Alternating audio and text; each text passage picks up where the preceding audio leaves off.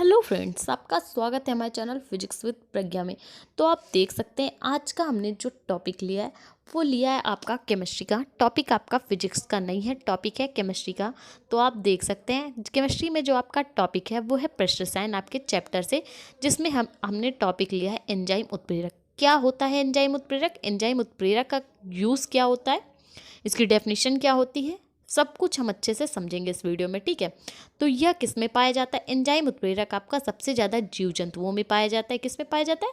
जीव जंतुओं में पाया जाता है तथा वनस्पतियों, आपके जो पेड़ पौधे हैं उनमें पाया जाता है। वनस्पतियों में ये उत्प्रेरक पाया जाता है, एंजाइम उत्प्रेरक। ठीक है, ये जीव जंतुओं में तथा वनस्पतियों में पाया जाने वाला सर्वाधिक पाया जाने वाला आपका उत्प्रेरक है। इसका उपयोग जो होता है सुक्रोज यानी आपकी जो शक्कर होती है उससे या गन्ने के रस से आपका ग्लूकोज बनाने में इसका उपयोग होता है। ठीक है, यह उत्प्रेरक जीव जंतुओं तथा वनस्पतियों में पाया जाता है। एंजाइम उत्प्रेरक नाइट्रोजन युक्त जटिल कार्बनिक यौगिक होता है। क्या होता है? एंजाइम उत्प्रेरक आपका नाइट्रोजन युक्त जटिल कार्बनिक यौगिक होता है। ठोस होता है मतलब जटिल होता है, काफ़ी बंधों से ये बंधा हुआ है, तो जटिल कार्बनिक यौगिक होता है। ठीक है, जो कि वनस्पतियों में पाई जाती है। ठीक, इसकी क्रियाशीलता कितनी होती है? एंजाइम उत्प्रेरक की कार्य करने की जो क्षमता होती है, क्रियाशीलता, वो कितनी होती है? 25 डिग्री सेंटीग्रेड ताप से 93 डिग्री सेंटीग्रेड ताप तक इसकी क्रियाशीलता होती है। ठीक है ना, ये नाइट्रोजन युक्त जटिल कार्बनिक यौगिक होता है और इसकी क्रियाशीलता 25 डिग्री सेंटीग्रेड ताप से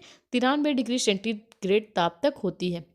यह जो आपका उत्प्रेरक होता है, कौन सा? एंजाइम उत्प्रेरक, यह निश्चित ताप पर ही क्रिया करता है। मतलब एक निश्चित, जैसे कि ताप होता है ना कि हमें 30 डिग्री सेंटीग्रेड में काम करना है, तो मतलब उतने पे ही काम करेगा। एक निश्चित तापमान होता है, उसी में ये आपका उत्प्रेरक काम करता है। एंजाइम उत्प्रेरक एक निश्चित ताप ले लिया जाता है, ये नहीं कि आप ताप घटा बढ़ा ले, ऐसा कुछ नहीं।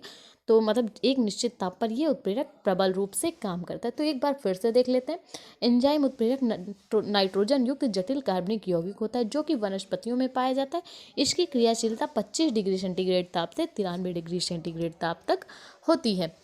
यह उत्प्रेरक निश्चित ताप पर ही क्रिया करता है। एंजाइम उत्प्रेरक आपका निश्चित ताप पर ही क्रिया करता है। और जब इसको हम क्या करते हैं, जल में मिला देते हैं, जल के संपर्क में ले जाते हैं, तो क्या करता है, ये कोलाइडी विलयन बना लेता है। यह उत्प्रेरक जैसे ही जल के संपर्क में आता है कोलाइडी विलयन बना लेता है। जैसे आपका चीनी का घोल हो गया, उसमें जब हम शक्कर डालते हैं, सुक्रोज क्या होती है? आपकी शक्कर होती है। उसको हम जब जैसे ही जल में घोलेंगे तो क्या बन जाता है? शरबत।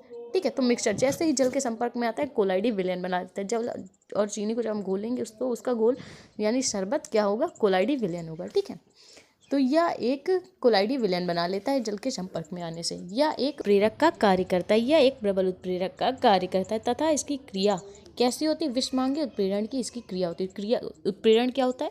जब हम इसे उत्प्रेरक की उपस्थिति में आपकी अभिक्रिया बनाते हैं तो उसे कहते हैं उत्प्रेरण। तो इसका एग्जाम्पल देख सकते हैं, सुक्रोज से एल्कोहल बनाना। सुक्रोज से एल्कोहल बनाने में ये जो अभिक्रिया है 2 पदों में पूरी होती है। कैसे 2 पदों में पूरी होती है?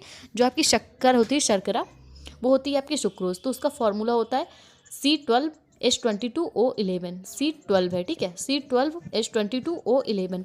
जब जल के साथ इसकी क्रिया कराएंगे तो क्या इन्वर्टेज ऊपर आपका है और नीचे आपका एंजाइम उत्प्रेरक। ठीक है, तो क्या बनाएगा? आपका ग्लूकोज बनाता है और फैक्ट्रोज बनाता है। C6H12O6 plus C6H12O6। ये क्रिया 2 पदों में होती है। फिर हम इसको लेंगे, ग्लूकोज को लेंगे और एंजाइम उत्प्रेरक की उपस्थिति में कराएंगे तो क्या बनेगा? आपका मिथिल अल्कोहल बनता है और आपका CO2 मुक्त हो जाती है। ठीक है, सुक्रोज की क्रिया जब जल के संपर्क में आएगा कोलाइडी विलयन बनाएगा तो आपका बनेगा ग्लूकोज और फैक्ट्रोज। ठीक है, ग्लूकोज के साथ जब इसकी क्रिया कराएंगे एंजाइम उत्प्रेरक की उपस्थिति में तो आपका बनेगा मिथिल अल्कोहल। तो देख सकते हैं सुक्रोज से अल्कोहल बनाने की क्रिया आपकी एंजाइम उत्प्रेरक की उपस्थिति में होती है, इसीलिए इसे एंजाइम उत्प्रेरण कहते हैं। इसका उपयोग किस किस में होता है?